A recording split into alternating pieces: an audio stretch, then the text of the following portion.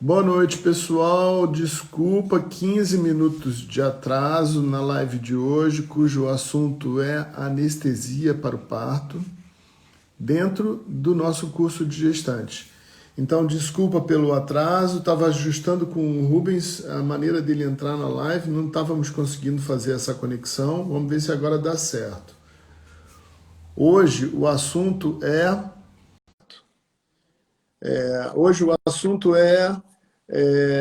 anestesia para o parto. Meu nome é Ayrton Daniel, eu sou obstetra, médico e meu CRM é 69175, tá bom? Aí, doutor Rubens, deu certo agora? Desculpa, meu dispositivo aqui não sincronizou. Aqui eu tive que trocar de dispositivo. Muito bem-vindo, muito obrigado pela tua presença. Sem problemas, agora a gente atrasou 15 minutos, a gente tem 15 minutos a mais no final, não tem problema. Bom, então, Começamos uma nova. Então vamos lá, pessoal. Mais uma vez, desculpa, estava me apresentando. Eu sou obstetra, já falei meu CRM. O que a gente está fazendo hoje é um encontro dentro da série de encontros que a gente está fazendo o curso de gestante, que antes era presencial aqui na do Ventre e agora, com a pandemia, acabou nos ajudando a lançar essa versão virtual, onde mais pessoas podem participar. E também fica mais fácil de ter os convidados assim tão perto para falar do assunto de uma maneira mais fácil que foi essa facilitação das lives. Mas, quando acabar a pandemia, a gente vai voltar a ter os eventos presenciais com aquele cafezinho gostoso, bolinho, salgadinho, né? Ah, essa parte é boa, essa parte não tem nas lives, né? Então, eu queria passar a palavra para o meu amigo Rubens para ele se apresentar. Eu queria só ressaltar que eu e Rubens trabalhamos juntos muitos anos, atendendo gestantes, e continuamos trabalhando juntos hoje ainda. E o Rubens é alguém de muita experiência, formado há mais ou menos o mesmo tempo que eu, né, Rubens? sim. Então, por favor, se apresenta para o pessoal aí. Então, primeira coisa, boa noite a todos. Gostaria de pedir desculpas aqui, porque o dispositivo realmente ele não sincronizou. Eu tive que trocar de dispositivo para poder entrar. Então, eu peço desculpas aqui por esse atraso a todos vocês, tá? É, bom, especial agradecimento aqui ao Ayrton, que realmente convidou aqui. A gente trabalha há quantos anos, Ayrton? 25 anos que a gente trabalha junto. Então, vocês Por aí. na época, né? Então, assim, nós dois temos bastante tempo que a gente trabalha junto, então fico muito honrado com o convite, fico realmente, me sinto prestigiado e especialmente para alguém que tem tanta competência e sempre conduziu tão bem as pacientes dele que a gente vê ao longo desses 25 anos, tá bom? Então, boa noite a todos os pais, aos acompanhantes que estejam participando, e também aos bebês, né? Que eu acho que os bebês são o principal foco aqui da atenção, que converge de todos nós, né? Tanto do Ayrton, meu, de vocês também, tudo para os bebês. Então, especial saudações para eles, tá? Bom, meu nome é Rubens Ferreira, eu sou médico, sou anestesista, sou formado faz 30 anos, o CRM é 73980, tá? Então, a gente trabalha, a Ayrton e eu trabalhamos juntos aqui durante muitos anos, né? Com analgesia obstetrícia, outras especialidades também, ginecologia, todas essas áreas, mas é que o que realmente a gente mais trabalhou junto, nós dois juntos, foi realmente obstetrícia, né? Então, Ô, Rubens, antes da gente começar a falar do assunto mesmo, vou aproveitar de curiosidade, porque eu nunca te perguntei isso, mas conta para o pessoal, né, o que te levou a fazer anestesia? Como é que foi essa escolha, né? Porque eu quero falar para quem está nos ouvindo que você sempre foi um cara, um anestesista criterioso, cuidadoso, carinhoso, sempre cuidou muito bem do seu paciente. Era muito tranquilo ter você por perto, porque a gente sabia que estava trabalhando com segurança, né? Você acha que isso tem um pouco a ver com a tua personalidade? Como você chegou na anestesia? bom, quando a gente entra na faculdade, né, todo mundo que entra na faculdade, às vezes tem alguma ideia fixa, fazer alguma especialidade, algum encantamento pré, né? Então, em princípio, eu sempre gostei muito foi de clínica médica. Eu pensava em atuar nessa área de clínica. E durante o transcurso da faculdade, a gente vai tendo afinidade por alguns assuntos. E que lá na frente, quando eu passei pelo internato, pelo 5º ano da faculdade, é que eu passei pela cadeira de anestesiologia e vi que tudo aquilo que eu sempre senti assim muito, muita atração por essa área do conhecimento da medicina, ela convergia muito para anestesia. Então, o anestesista, ele é um médico que ele é basicamente um clínico dentro do centro cirúrgico, só que não é só o clínico. A gente faz as intervenções farmacológicas, sendo através de anestesia geral ou sendo através de bloqueios, que são as anestesias regionais, tipo peridural, RAC, ou outros tipos de anestesias locais, assim, grosso modo dizendo, e que convergir com todas aquelas áreas do conhecimento que a gente tinha afinidades, né? Então ficou fácil. E também tem mais um fator muito decisivo, que, para quem não sabe, também, a minha irmã também é médica anestesiologista, ela se formou antes de mim, então, assim, ela também me ajudou a abrir os olhos, também a olhar com carinho para essa área, né? Porque não é realmente todo mundo que... É uma especialidade que, às vezes, as pessoas passam e, às vezes, não conseguem despertar para ela, né? Então, eu tive esse despertar aqui dentro da faculdade mesmo, né? Responsabilidade da minha irmã, que é responsabilidade grande, né? Por mim. E quando eu percorri, eu realmente fiquei encantado, né? Com todas as possibilidades, o que a gente é capaz de fazer, porque realmente aliviar a dor de alguém é uma coisa assim, às vezes parece mágica, né? De repente, se tem um paciente está com um sofrimento muito grande e às vezes você em 5 minutos consegue colocar um sorriso no rosto do paciente. Então isso é super importante. Tanto é que depois de terminar a especialização em anestesiologia, eu acabei fazendo também uma subespecialização, que é o tratamento de dor crônica, que pode ser uma especialidade da anestesia, em que a gente trabalha com tratamento de dor crônica com pacientes tanto oncológicos quanto não oncológicos, né?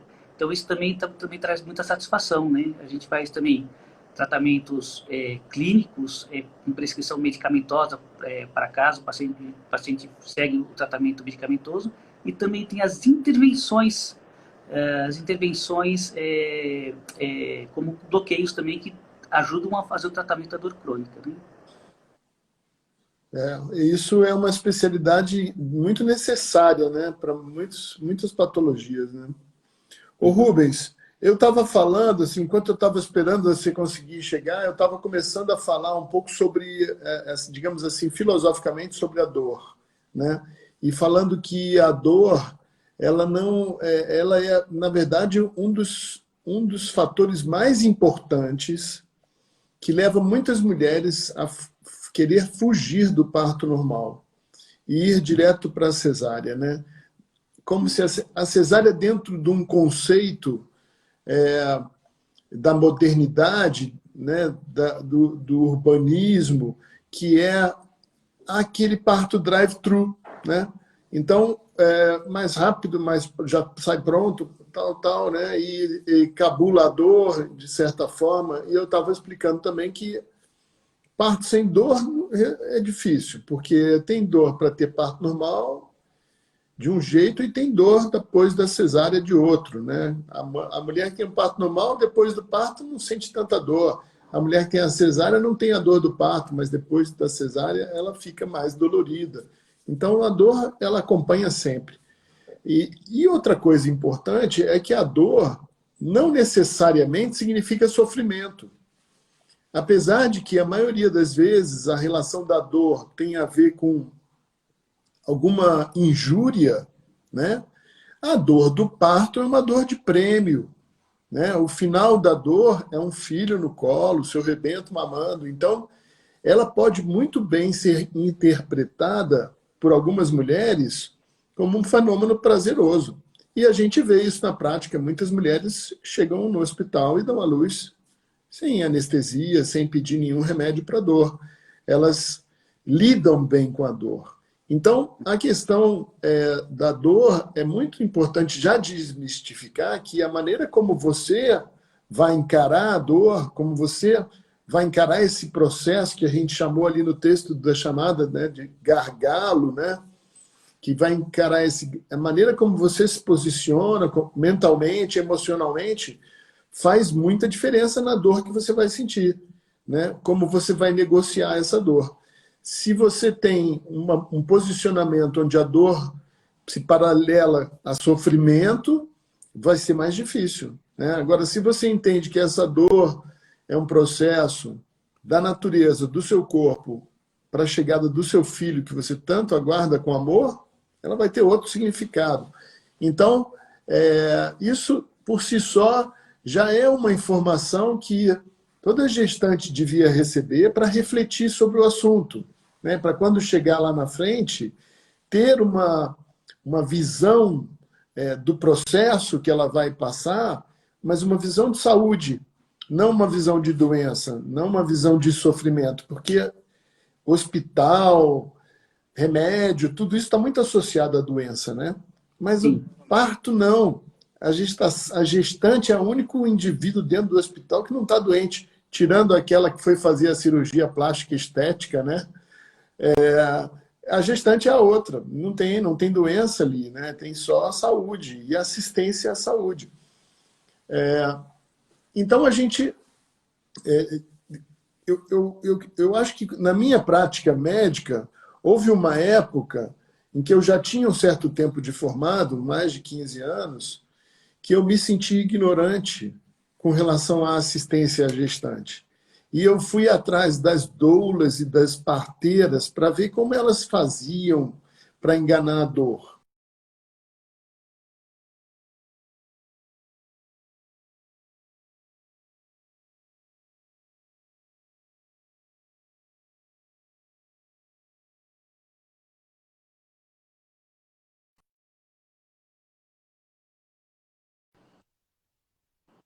Deu uma pausa, desculpa.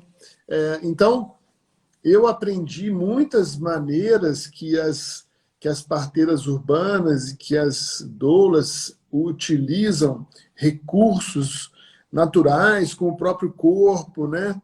Com aromas e com tudo quanto você pode imaginar, recursos não farmacológicos que aliviam a dor e que controlam, que ajudam a modelar, trazer equilíbrio da pessoa com a dor, mas tem uma hora que algumas pessoas, né, chegam a pedir a cesárea, a gravidez inteira ela pediu o parto normal, e aí quando chega lá na hora que enfrenta a dor, ela fala, eu quero a cesárea.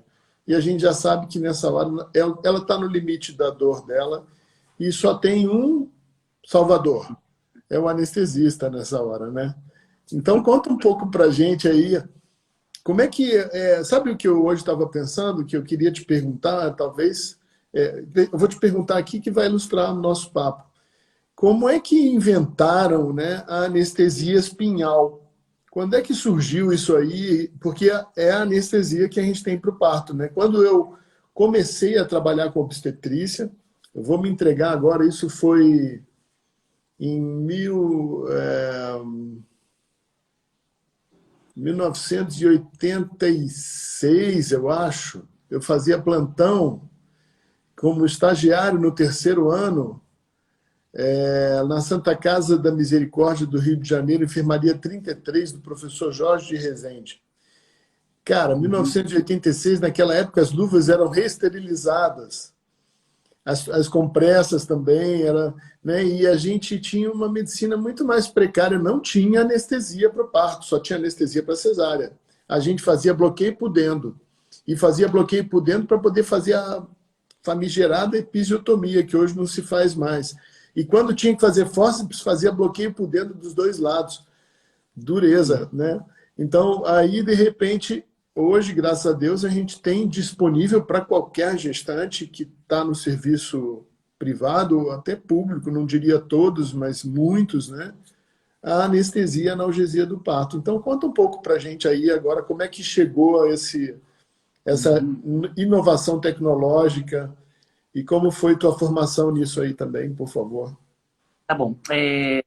Bom, assim, durante a faculdade, né, eu sou formado em 91, né, então eu peguei um pouco dessa fase que você falou de 86, né, sou talvez um pouquinho mais novo que você, né, mas assim, a gente via também na faculdade, que era o serviço que a gente acompanhava, que realmente era bloqueio de nervo pudendo, ou se faziam algumas vezes algumas medicações sistêmicas também. Quando a gente fala analgesia, medicações sistêmicas, a gente pode falar do uso da dolantina, que antigamente se usava também como analgesia de parto também.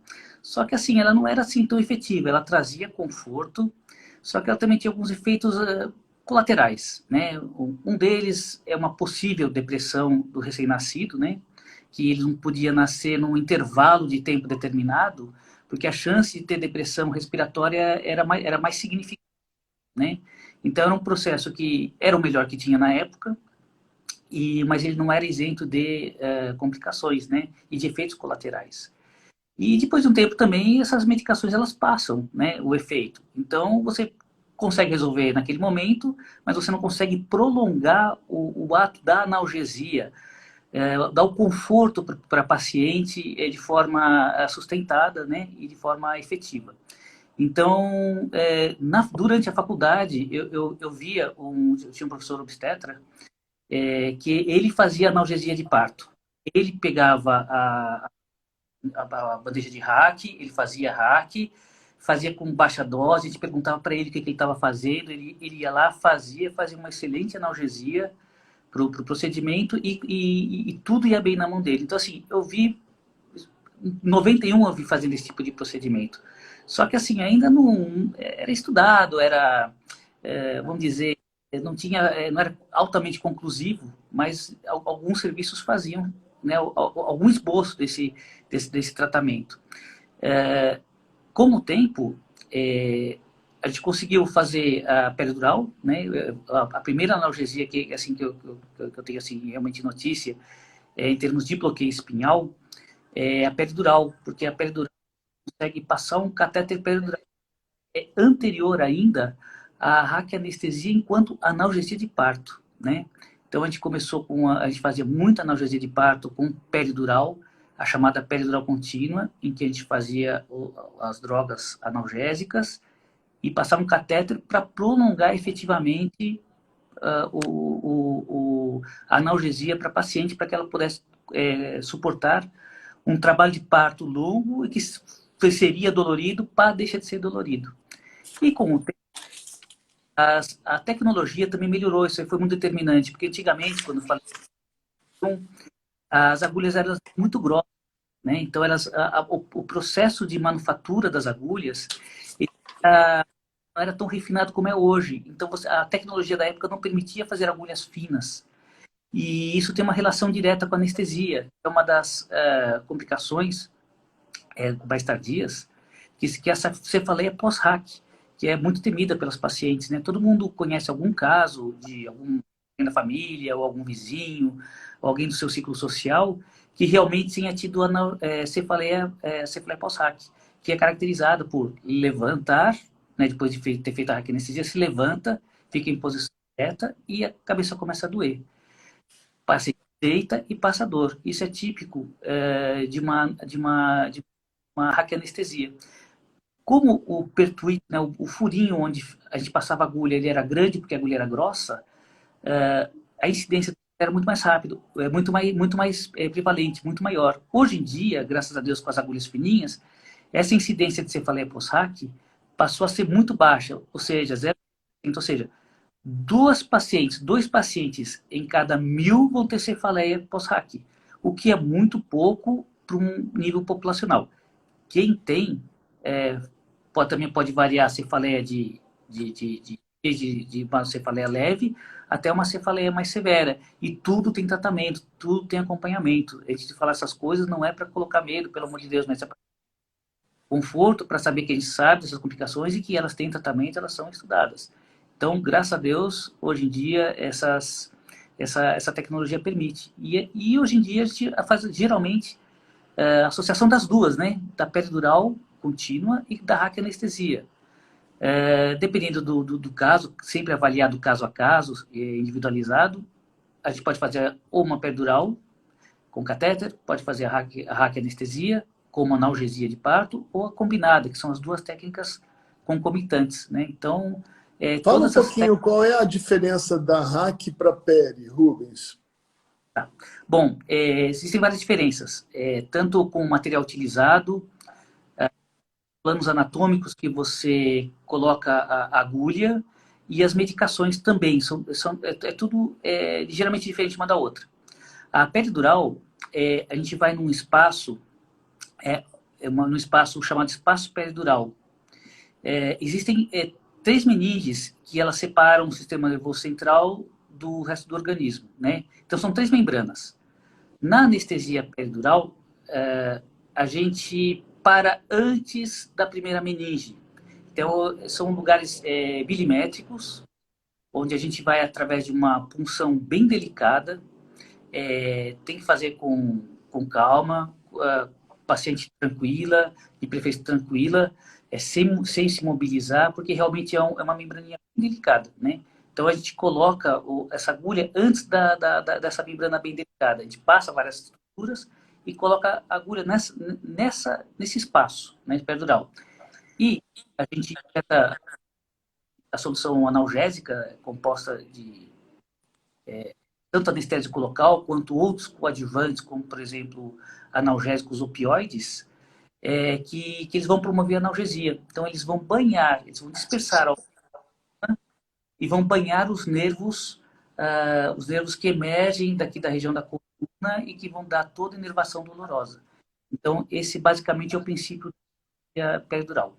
E com a vantagem de colocar, que a gente tem a possibilidade de colocar catéter peridural. Então, a gente coloca catéter dentro da agulha depois de injetar o anestésico, a gente avança o catéter ele progride por dentro por esse espaço que a gente, o espaço peridural, faz um curativo em volta na pele e deixa o catéter fixado. Então, muito importante, depois que fixou o catéter, a paciente e o acompanhante ficar de olho para o paciente evitar ficar dando muito delicado e sair, e é possível sair, né? Em algumas situações é possível sair, você acaba tracionando e o cateter pode até sair do lugar.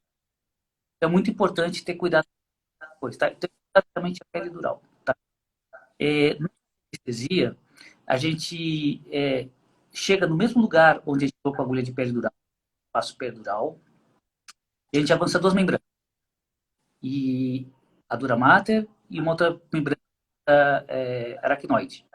Então, vai chegar num espaço subaracnoídeo, nome técnico, que é onde é o famoso líquido da espinha. Nos casos de meningite, quando os pacientes vão... esse mesmo lugar em que os médicos fazem a coleta do líquido para ver se o paciente tem meningite ou não. Só que aqui a gente vai fazer o quê? A gente vai usar para meios terapêuticos. Então, a gente vai colocar, injetar o anestésico local, também as substâncias coadjuvantes, com doses individualizadas, concentrações individualizadas, e aí a gente retira a agulha, e essa técnica não é usual colocar catéter aracnoide, a gente não usa. Antigamente até foi colocado, mas a incidência de complicações aumentou. Então, é uma técnica que hoje em dia não se usa mais, tá? Então, pensou em catéter peridural, catéter, a técnica de eleição é a peridural. Na raquianestesia, a gente não usa catéter. E como na raquianestesia a gente não usa catéter, a gente não pode prolongar a técnica indefinidamente. A hora que os efeitos dos fármacos que a gente injeta passarem, a anestesia também vai fazer, né? Também vai começar a passar, e aí pode voltar a dor. Por isso que a gente usa muito a associação da peridural com a raquianestesia, né? A gente dá relaxamento e perpetuação da analgesia o tempo que for necessário, né? Doutor Basicamente é isso. Rubens, a gente sabe, né? Todo mundo tem esse conceito de que na hack a mulher perde o controle motor, né? Ela não consegue mexer os membros, né? Então, eu já ouvi muitos comentários em grupos dizendo que não pode fazer a hack no parto normal, porque a mulher tem que, depois da anestesia, voltar a andar e ficar de pé e ficar de cócoras para o parto natural. E eu tento explicar, às vezes as pessoas né, têm dificuldade de entender que a RAC tem o seu espaço também no parto normal, né? Apesar da peridural ser essa analgesia que você pode dosar e repor a dose, o que é muito interessante, por exemplo, no caso de uma gestante que não está aguentando mais o trabalho de parto, mas que está só com 3 centímetros de dilatação.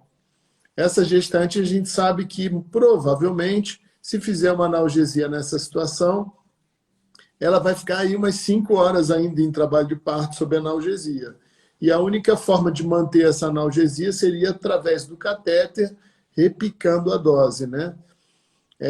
Mas existe sim a situação em que eu também acho que é bastante favorável a utilização da RAC no parto normal. Explica um pouquinho para a gente desmistificar essa ideia de que RAC não é bom para parto normal.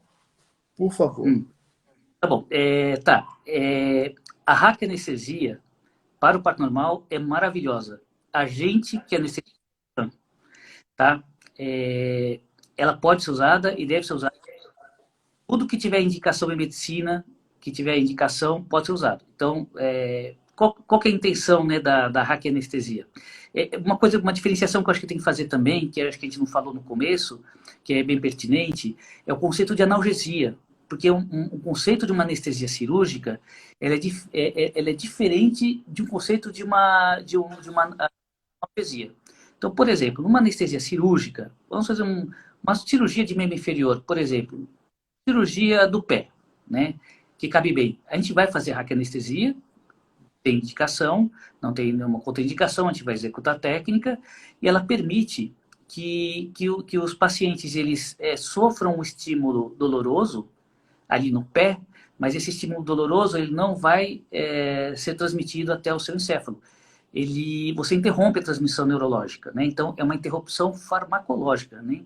Então você vai deixar de transmitir a sensação tátil, a sensação térmica, a sensação dolorosa e pedir a movimentação da perna, porque você está anestesiando todas as fibras nervosas. Para cada estímulo que você tem, para cada tipo de sensação, você tem uma fibra específica neurológica, né? Então o tato ele é conduzido por um tipo de fibra. O tato profundo, uma outra. A sensação espacial de um órgão específico, por exemplo, tem pacientes às vezes que estão sob anestesia e sentem que a perna está elevada, porque a anestesia ela promove esse tipo de condução diminuída, né, dos estímulos. Então é muito importante isso, tá bom? Na analgesia de parto, a gente quer mirar nas fibras que conduzem à dor. E essas fibras, elas são mais sensíveis aos anestésicos. Por isso que eu falei que quando a gente vai fazer a analgesia, a gente trabalha com concentrações de drogas. Então, geralmente é uma medicação mais diluída, né? Que a gente vai colocar com pouca quantidade e que a gente vai conseguir principalmente anestesiar as fibras que conduzem à dor, tá? Então são geralmente as fibras mais finas que tem. Isso já é mais técnico, tá? Agora existem, por exemplo, as fibras motoras, as que dão a capacidade de movimentação do corpo. Essas fibras são mais grossas, então elas são mais difíceis de anestesiar. Então, com a concentração mais diluída, entre aspas, a gente consegue bloquear preferencialmente essas fibras dolorosas e o paciente consegue mexer as pernas sim. Claro que você vai ter uma resposta individual de paciente para paciente. Existem pacientes que são mais sensíveis aos medicamentos. Existem pacientes que são menos sensíveis aos medicamentos. Às vezes a gente trabalha com um fabricante de anestésico que ele tem uma especificação físico-química um pouquinho diferente da do outro fabricante. Então isso pode interferir na diferença de resposta dos pacientes, né? E outra coisa, a gente não está vendo lá para dentro como é que está a pressão do anestésico, a gente não tem como ver, que pode ser heterogênea, às vezes até por alterações anatômicas também do espaço, por exemplo, subaracnoídeo. Pode existir algumas trabéculas também, às vezes, conjuntivas, septações, que elas impedem a dispersão do anestésico. Então, tudo isso é possível acontecer. Mas isso explicaria a diversidade das respostas, né? Mas, de uma forma geral, a gente consegue fazer um bloqueio das fibras nervosas mais seletivos em relação ao bloqueio motor. Depois que a gente faz a analgesia, você pode até ter um certo bloqueio, ou seja, uma certa anestesia também dessas fibras motoras. E elas podem, transitoriamente, o paciente pode, às vezes, não conseguir mexer muito. Mas o que a gente faz? A gente espera um pouquinho, a gente tem uma série de vigilância que a gente tem que exercer, e vigilância depois do bloqueio também. Então, a gente exerce uma vigilância de mais ou menos uns 20 minutos, verifica os sinais vitais do paciente, se precisa alguma intervenção, alguma droga adjuvante. Então, a gente vai fazendo todas essas avaliações. E, geralmente, depois de uns 20 minutos, o paciente está liberado, o paciente já está mexendo a perna, os que tiveram diminuição de motricidade, né, eles podem mexer a perna de forma mais efetiva e podem voltar para o trabalho de parto, sim, conseguem sentar, conseguem usar cadeira, conseguem usar bola, tudo isso porque elas não bloqueiam o motor. Claro que sempre com auxílio de lado, para dar algum apoio, pode dar alguma sensação transitória de fraqueza ou às vezes de tontura, né? Então, sempre com vigilância do lado. Mas sim, você fazer com a raquianestesia esse tipo de analgesia. Não tem por que ter medo de perder essa sensação, não. Entendi. Legal. Qual seria, também perguntando para esclarecer para o pessoal, qual seria o maior benefício da peridural e da RAC para o parto normal? Olha, essa pergunta é um pouco difícil de responder, né? Porque assim, como a gente sempre faz anestesia dimensionada para cada paciente, a gente primeira coisa que a gente sempre tem em mente é o que vocês, obstetras, falam para a gente, de como está o estado clínico da paciente, de qual que é a sua expectativa. Às vezes você pode ter uma impressão de, olha, pode ser um trabalho de parto mais prolongado, pode ser um trabalho de parto mais curto, já está numa fase mais adiantada do parto, pode estar numa fase mais precoce do parto. Então, tudo isso vai mudar a escolha da gente, tanto de técnicas quanto de drogas também, né? Então, a gente vai individualizar sempre a anestesia para cada paciente. Então, não existe uma formulinha assim rígida, faz tanto, tanto, tanto. Mas assim, vou citar exemplos, né? O paciente que, por exemplo, está em período expulsivo, né? Ele já está com dilatação total, e a perspectiva é de um período expulsivo rápido, às vezes superior a 1 hora, meia hora. Então, nesses casos, o que eu costumo fazer, claro que sempre individualizado, mas se não tiver nenhuma recorrência, eu faço um bloqueio com a raquianestesia, sem a peridural, e vai dar o conforto necessário para isso. Tá? Agora, se, por exemplo, o paciente está num trabalho de parto, um estágio bem mais precoce, às vezes com 4 centímetros, que eu já vi, às vezes a gente já começa só com a peridural. Porque se a gente faz muita medicação nessas fases mais iniciais do trabalho de parto, a chance de você inibir o trabalho de parto é maior. Seguro, dá para fazer hack com trabalho precoce? Sim, dá para fazer. Mas quanto mais precoce, às vezes, a analgesia é feita, maior a probabilidade de a gente inibir o trabalho de parto. Então, a gente tem que ser com uma resposta bem individualizada realmente para cada paciente, e depende também muito do feeling do obstetra que passa para a gente o que é o caminho mais indicado para a gente, né? Então, conversando, tá? E com certeza, se está num trabalho precoce, como você tem aqui, por exemplo, 4 centímetros, eu não vou ter dúvida que eu vou passar o catéter peridural, tá? Eu não vou ter dúvida, né? Inclusive porque o catéter peridural também, além da analgesia, ele pode resolver um problema sério, que às vezes é uma cesariana de emergência. O catéter já está alocado no espaço peridural e a gente é possível converter uma analgesia, ou seja, aquela intenção de só tirar dor, mantendo todas as funções, né, motoras da paciente. É possível, a gente pode anestesia e anestesia cirúrgica, como no caso de uma cesariana, por exemplo. Então, tem um caso aqui, uma indicação ou fetal ou materno de cesariana, a gente complementa a anestesia para a cesariana e ganha tempo. Então, tudo isso é possível acontecer, tá? As Legal, variáveis de parto, as variáveis são infinitas. legal. Eu ia te fazer uma pergunta, fugiu um pouquinho aqui. Não, é um outro. Ah, é o seguinte: existe um tabu, né, que eu escuto muito e que as gestantes escutam muito e replicam muito, falam nos grupos e trazem para mim, né, que é aquela história de que a anestesia só pode ser feita quando, sei lá, aí é quando tem 8 centímetros, quando tem 9 centímetros, quando já passou de 7, ou Uhum. sei lá, ou quando tá em jejum, não comeu nada. Como é que funciona isso aí? Fala a verdade pra gente, Rubens. Eu vou falar a verdade, tá? É assim, antigamente, o pessoal falava, não, como as técnicas, elas, antigamente, tá? Como elas eram mais restritas, por exemplo, não tinha hack como rotina para fazer analgesia de parto, é, a gente fazia com até se fazer trabalhos que provam uma concentração de droga mais diluída, ela resolve o problema da analgesia, os trabalhos demoravam para aparecer. Então, o que acontecia? Antigamente, quando se fazia com uma limitação maior de recursos tecnológicos, realmente, a indicação clássica antigamente, tá, era 7 centímetros, tá? Mas tudo depende da avaliação médica. Então, os obstetras falavam, olha, está com 8 centímetros, mas a paciente não está se queixando de dor, então não tem por que intervir. Acontecia. Assim como tinha, está com 4 centímetros, o paciente está com muita dor.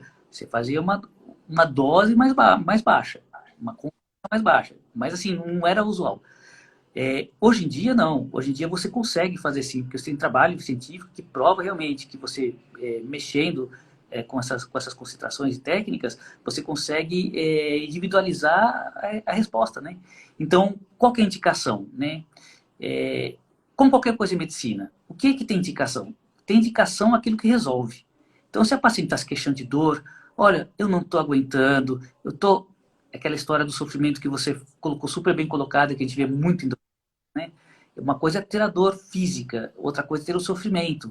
Quando você que vê tudo, está começando tudo a descompensar a paciente, começa a aumentar o estresse da paciente, a gente sim, a gente faz precoce, tá? Então, indicação da analgesia é quando a paciente não aguenta mais. Está começando a trazer malefício a dor está trazendo clinicamente para ela ou para o bebê algum fator de risco a mais, analgesia. A analgesia de parto, eu acho que assim, é um dos maiores ganhos que a gente pode ter na medicina no geral, porque o parto é um processo fisiológico, a maior parte das pessoas se reproduz, né? Então a maior parte das mulheres vão ter filhos, então isso vai ter um alcance muito grande, não só para a mãe, como para o bebê também, né? Porque com a analgesia de parto, a gente consegue controlar vários estados patológicos da paciente também. O processo de trabalho de parto é fisiológico. Mas, por exemplo, se tem uma paciente que é hipertensa, e que às vezes é um paciente de difícil controle de hipertensão, ela, com a vigência de dor, ela de aumentar a hipertensão, ela é muito. Com a analgesia, você consegue essa pressão e você não deixa dar o escape da hipertensão. Então, isso só para dar um exemplo, né? Por exemplo, outras pacientes que têm, por exemplo, são diabéticas, o estresse e a dor, eles também elevam as taxas de glicemia. Então, quando a gente consegue controlar a dor de forma efetiva, consegue controlar os estados clínicos patológicos. Sem falar, né? E o sofrimento, né? A dor da paciente, o sofrimento é uma coisa que atinge a gente assim bem, né? Então, assim, vamos intervir para poder trazer aqui o melhor que a gente pode para o paciente, né? E até para o bebê também. Porque conforme às vezes o paciente está com dor e ela não consegue, às vezes, aí é muito conduta, né, do trabalho de parto, que eu não vou falar muito, porque eu acho que o Ayrton pode falar melhor. Existem algumas situações em que o obstetra, ele recomenda para paciente, às vezes, fazer a contração abdominal junto com a contração do útero, né? Então, fazer a força, né? Faz força de cocô, né? Faz força de cocô, tudo que a gente fala, né? Então, você está usando a prensa abdominal, né? Então, você faz aquela força. Existem estágios que o obstetra fala, pode deixar que agora não precisa fazer a prensa abdominal. E existem alguns obstetras que falam, não, agora precisa, né?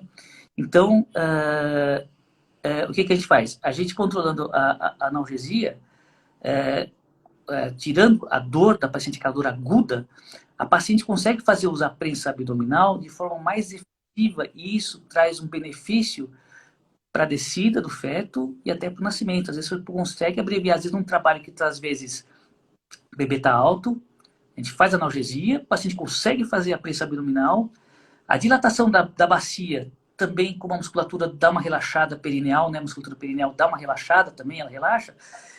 Então, o canal de parto, você consegue abreviar o trabalho de parto e consegue fazer o bebê nascer até de uma forma mais abreviada do que se estivesse sendo. Então, é um procedimento que ele tem uma resolução muito boa, né? Então, ele agrega muito valor para o obstetra, né? Para o paciente, para o bebê e tudo, né? Então, É realmente, verdade. Eu costumo dizer que tem partos que é o anestesista que faz, porque é aquela paciente que está, o trabalho de parto está meio parando ali no final, por essa tensão toda, um colo espástico, muita dor, aquele momento em que parece que a paciente começa a entregar os pontos, e aí a gente pede uma analgesia para aliviar isso, para tornar o uhum, processo ainda um pouco prazeroso, né? Não deixar virar uma marca ruim, e aí ela faz analgesia, vocês, quando faz a hack, então mais ainda, esse relaxamento do colo, parece que tira, a anestesia parece que tira tudo da frente e o bebê pode sair. Que as é, coisas, o tecido estava segurando pela tensão toda do momento. sim, Isso é é, verdade. Eu vejo, nem sempre a anestesia funciona dessa maneira, porque nem sempre a situação obstétrica da cabeça do bebê empurrando o colo está na maneira mais favorável. Mas quando conjuga tudo, muitas vezes faz anestesia e 20 minutos depois está nascendo aquilo que estava emperrado há 3 horas. É verdade. Ô Rubens, vou fazer uma pausa aqui para ler o comentário das pessoas.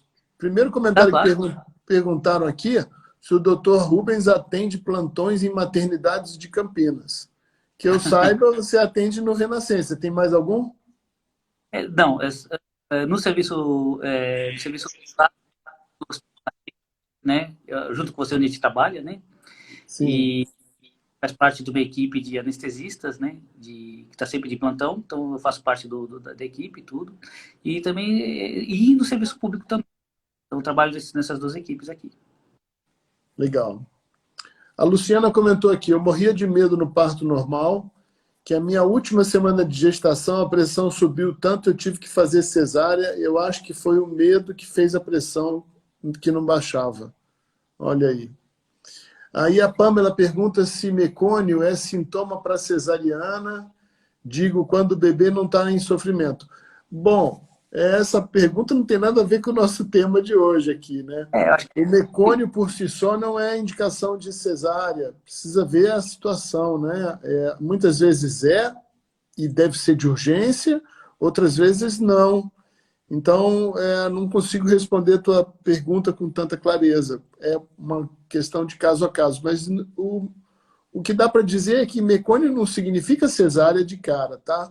Nem sempre mecônio precisa fazer cesárea. Aí, a Lívia mandou umas carinhas aqui para gente.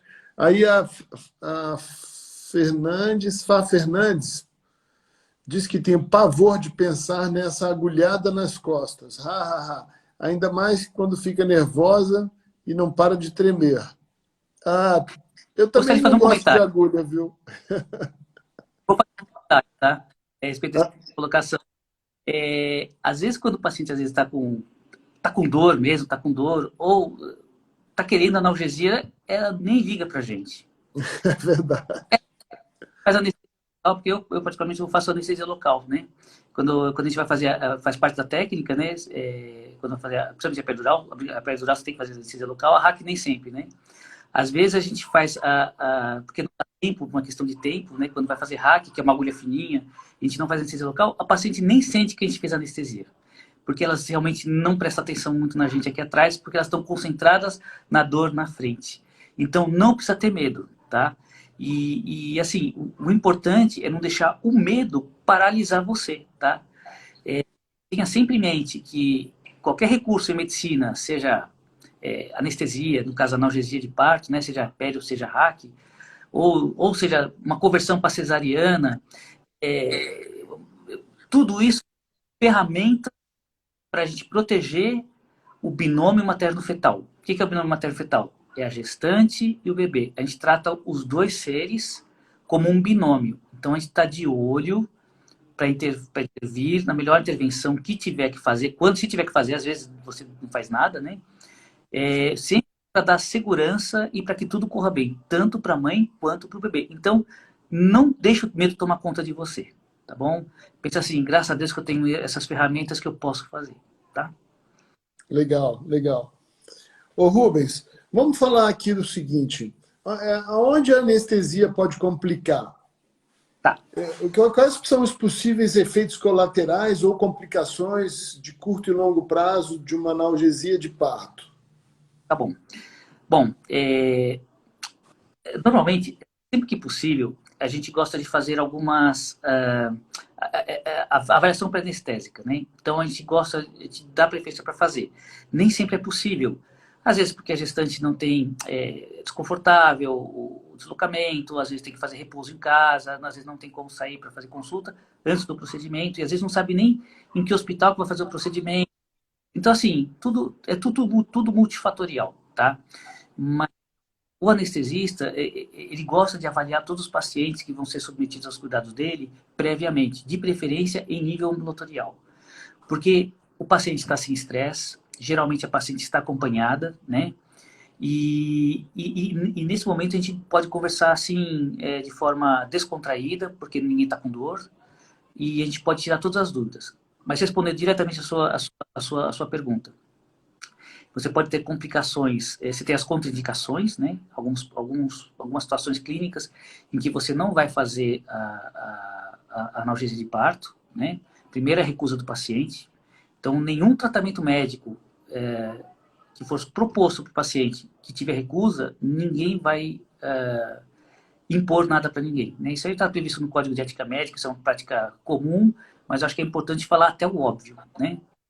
Então, existem alguns estados também, por exemplo, de alterações de coagulação de sangue, algumas alterações que são patologias hematológicas, mas que geralmente já vem triada do obstetra. Então, geralmente elas chegam para a gente já resolvidas. Então, tem algumas patologias que já vêm compensadas com tratamento hematológico e a gente consegue fazer analgesia. Então, isso é uma coisa, né? Algumas outras patologias neurológicas, às vezes a gente dá preferência para não fazer bloqueio espinhal. Por quê? Porque quando você faz anestesia espinhal, você está dentro do sistema nervoso central. E quando você coloca uma adição de uma técnica dentro do sistema nervoso central, você aumenta a chance de ter complicações. Então, às vezes, você pode agravar um estado pré-existente e às vezes não. Tá? Então, vou dar um exemplo, por exemplo. Caso de pacientes com paraplegia, por exemplo. O paciente teve um trauma raquimedular, teve uma lesão de coluna, gestante, e às vezes pode ir para o procedimento de uma cesariana, né? Então, nesses casos, a gente faz anestesia geral. Não coloca um elemento a mais com possível fator complicador. Então, a gente foge dessas complicações, né? Então, isso aí são algumas das contraindicações, que graças a Deus são raras. Mas é possível ter complicações precoces e tardias? Sim, é possível. Algumas delas são relacionadas com a técnica anestésica e algumas delas estão associadas, né? Por exemplo, a gente sempre pesquisa com os pacientes se o paciente tem algum distúrbio motor ou distúrbio da coluna ou distúrbio da musculatura, de disco, tudo relacionado com o aparelho locomotor, né? Então, muitos pacientes falam que sim, que eles têm hernia de disco, às vezes, com compressão de nervo ciático, ou seja, o paciente tem dor que começa aqui na região lombar, ela irradia até pelo pé, lá na ponta do pé. Isso contraindica o procedimento? Não, não contraindica, mas isso deixa a gente com uma atenção a mais. E a gente limitar o mínimo possível de intervenções, tá? Aqui, justamente para limitar o número de fatores possivelmente complicadores, tá? Então, a gente faz analgesia, paciente que tem hernia de disco, faz, mas a gente vai dar uma atenção aqui, no pós-operatório, um cuidado a mais. Porque às vezes o que acontece? A coluna da gestante, ela é uma coluna que tem duas alterações, né, fisiológicas. Uma no processo de gravidez, porque conforme vai aumentando o peso, o crescimento do útero com o bebê dentro do útero e vai mudando o equilíbrio da paciente, ela acomoda a coluna toda de forma a fazer o corpo. Então, você tem uma hipertose secundária à gravidez. O que é lordose? Aquela curvatura que a coluna lombar ela fica com a convexidade, né, ela fica inclinada para frente, né? Então, a paciente projeta a barriga para frente. Então, aquilo lá vai compensar. É um mecanismo compensatório. E demora, entre aspas, 9 meses para acontecer. 9 meses é um tempo rápido, né, para uma alteração tão significativa, e ele pode trazer algumas alterações, como hernia de disco. Às vezes a paciente já pode ser portadora, às vezes, de uma doença anterior, e que com a gravidez pode agravar. Ou às vezes a paciente não teve e pode aparecer também. Então você pode ter compressão de nervo, foi o que eu falei para vocês, a ciatalgia, né, lombociatalgia, que é a compressão do nervo por deslocamento do disco intervertebral, né? O paciente pode ter, se tiver uma musculatura paravertebral lombar, né, frouxa, ou seja, uma musculatura que é fraca, ou vai depender muito das articulações para sustentar a coluna. E nisso você sobrecarrega todas essas articulações e você vai ter um aumento da dor articular. Então, são coisas que podem... tem pacientes que têm encurtamento de musculatura, então elas podem ter uma tensão maior também na coluna com o trabalho de parto. Elas já têm uma tensão maior, mas com essa alteração progressiva, pode se agravar ainda mais. Então, são pacientes que às vezes já vêm com... Geralmente, o paciente já vem com alguma alteração de coluna. Mesmo que não seja, às vezes, anatômica, às vezes é funcional, como, por exemplo, essa parte da contratura muscular. Tá? Então, isso pode acontecer, né? E quando o bebê nasce, o que acontece? Toda aquela acomodação para a situação da gravidez, toda aquela adaptação, ela tem que voltar de um para o outro. Então, você deslocou todo o eixo de um dia para o outro, no primeiro dia de vida do bebê, a tua coluna já vai começar a regredir. Para trás, a postura vai ser outra, a pisada no chão vai ser outra, e as alterações começam a ser mais bruscas ainda. Então, tem muita gente, muitas pacientes principalmente, que quando vão no pós-operatório, elas se queixam de realmente dor lombar, e essa dor procede mesmo. Mas a maior parte das vezes é por alteração da postura. Então, tudo que você avançou, você vai retroceder um dia. E progressivamente vai retrocedendo. Então é muito importante você perceber o que é uma dor que a gente vai chamar aqui, grosseiramente de acomodação, né, de mudança de postura aguda, para uma dor realmente de uma alteração, uma complicação proveniente mesmo da anestesia. Existem alguns casos em que o paciente pode ter ali uma resposta inflamatória, não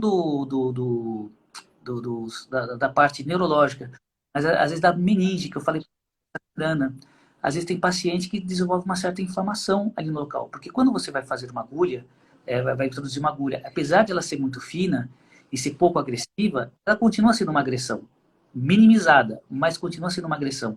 Então isso pode dar um desconforto. Tem tratamento, a gente tem que ver o paciente, então assim, a gente vê o paciente pessoalmente, né? Faz a avaliação, quantas hipóteses diagnósticas e faz o tratamento adequado, tá? Então pode ser essas coisas. Existem uma síndrome chamada síndrome é o TENS, síndrome neurológica transitória, onde você pode ter alterações neurológicas, ou seja, dos nervos ali, em associação da parte neurológica com a parte motora, ou seja, com a parte esquelética, né, com o osso e região lombar. Então, por exemplo, pacientes que têm, geralmente já vem com história de lombalgia anterior à gravidez, elas têm às vezes com a posição também, aquela posição que é chamada de litotomia, né? Você tem às vezes tração dos músculos e você pode ter também tração também associado com anestésico local também, que graças a Deus ele é pouco tóxico, mas ele é muito seguro, mas ele também pode exercer alguma atividade também tóxica, rara no nervo. Tudo isso associado junto pode trazer uma dor lombar transitória. Tem diagnóstico, tem tratamento e regride. Tá? Tá. Uma vez, assim, só para ilustrar, uma vez eu fiz tive um paciente, que veio parar aqui na minha mão, né, depois já de ter feito a cirurgia, e o paciente ele desenvolveu uma paraplegia, ou seja, ele não conseguia andar e não conseguia controlar esfíncter, né? Então ele tinha dificuldade para urinar e para evacuar. Então, puxa vida, ele tinha feito uma cirurgia de ortopedia. O que podia ser? Todo mundo taxou muito como complicação da anestesia. E a gente ficou com o paciente um mês internado no serviço público, investigando com o neurologista, com o ortopedista, a radiologia também entrou com a gente foi investigando. Para resumir muito a história, o paciente tinha uma neuroesquistossomose medular. Ou seja, é uma coisa que normalmente você não pensa. Esquistossomose na medula, né? Então, quem descobriu foi o infectologista, então. O infectologista e o radiologista, né? Muito bem. Né? Puxa vida, hein? E assim, então, tratou esse neuroesquistossomose medular, você curou a paraplegia do paciente. Pode ter sido coincidência, pode ter sido uma ativação do anestésico local naquele cisto que estava dormente na medula do paciente, que ele tinha adquirido, sabe Deus quando, né? Então, assim, existe o imponderável também, né? Então, existem complicações. Essa por exemplo, foi uma complicação grave, mas foi uma complicação precoce, né? Grave e precoce. E você pode ter, com o transcorrer também dos dias, às vezes o paciente pode ter alteração da sensibilidade das pernas e do abdômen, né? Depois da anestesia.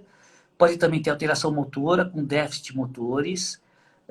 Mas geralmente isso aí é muito raro e a maior parte das vezes ele regride com tratamento sistêmico, né? Com tratamento medicamentoso, começa intra-hospitalar, fazendo medicações na veia, né? No soro, e depois, com o tempo, o paciente pode ter alta e pode continuar o tratamento medicamentoso em casa e até que interrompe o tratamento, é altamente resolutivo. É nesse caso aqui que eu falei dessa síndrome transitória neurológica, né? Entendi. Muito bom. A gente tem mais 3 minutos só, não é muito tempo. Eu queria fazer 2 comentários. A Evelyn comentou aqui que teve uma má experiência no primeiro parto, que a analgesia não deixou ela ajudar o parto. Mas, Evelyn, isso foi o primeiro, agora vem o segundo, vai ser tudo diferente. Não fique preocupada, não fique insegura. Entrou aqui para nos cumprimentar o nosso colega Otávio Estevão, anestesista também. Acho que ele ficou com ciúme, então na próxima eu chamo ele. E eu queria te perguntar, então, uma coisa assim, pergunta do leigo mesmo, né? Uhum. Cesárea, vamos supor, uma cesárea agendada por conta de uma placenta prévia, ou uma gestante que está em trabalho de parto, que ainda não precisou fazer analgesia, mas que identificou um sofrimento. É uma urgência, né? Uma cesárea agendada e uma urgência de trabalho de parto. Qual a melhor anestesia, Rubens? A cesariana, eu como prática da clínica médica, né, da minha prática anestésica, eu costumo fazer como rotina a raquianestesia. A RAC, né? Para urgência também? Para urgência também. Existe Tá. alguma situação que vai ter que fazer anestesia geral, mas eu acho que não vai ser muito o enfoque desse momento, né? Mas sempre é possível fazer anestesia geral, sempre é possível. É uma anestesia que sempre é possível fazer. E às vezes tem algumas situações que só anestesia geral que a gente não pode nem fazer a raquianestesia, por exemplo, tá? Agora, nesses dois casos aqui, eu faria raquianestesia. Pode ser feito peridural também? Pode.